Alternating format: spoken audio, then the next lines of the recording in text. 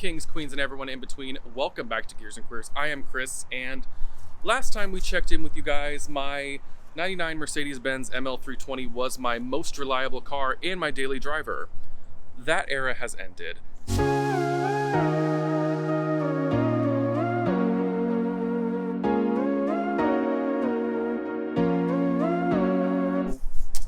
Since that time, the ML has crossed the 230,000 mile mark, which is remarkable, and we made an Instagram post about how reliable she's been.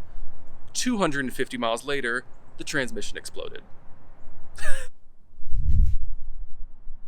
Christopher, why don't you tell us everything that's happened and just lead us through this journey?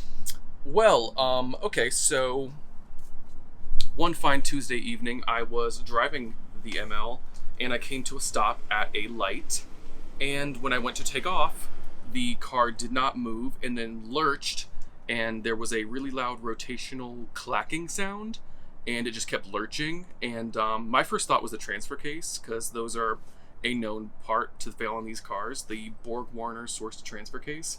I had it towed to the Benz shop of choice that Jacob and I use. They were like, your transmission exploded. Complete internal failure, like a bearing or a pin or something small broke and took out everything else. And I was like, okay. And they were like, that'll be $6,600 for a rebuilt transmission. I took it to another shop just to confirm, and they were like, your transmission exploded. That'll be $4,600 or something like that. I had a really big internal conflict because I like this car a lot.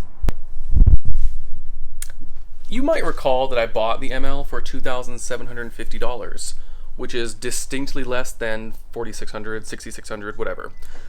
So I was now faced with the choice to try to swap in a used transmission ourselves, which Jacob and I have never done, and could go any number of bad ways, pay for the used transmission, which is a gamble in and of itself, or pay for the rebuilt transmission, which I've heard horror stories.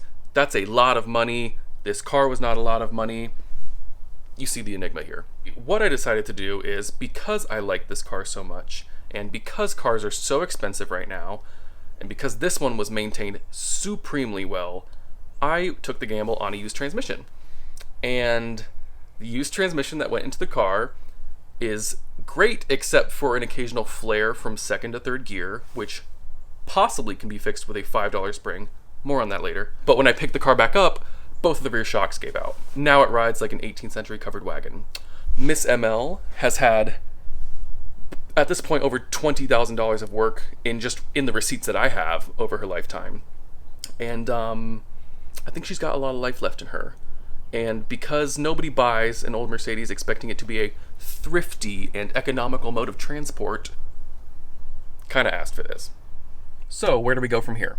Well, I think that there's enough information out there about the 722.6 transmission that the flaring issue should be relatively easy to solve by dropping the pan, removing a very small plate that's held in with torque screws, and taking out a broken spring and putting in a new one.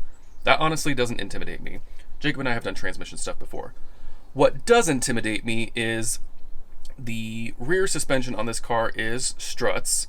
They are packaged, and they are notoriously difficult to remove because of space constraints. Not super interested in doing that myself. We have talked about it, but Jacob and I sometimes have difficulties with Mercedes-Benz in particular. So Also less interested in paying $2,500 on top of the transmission. Also that.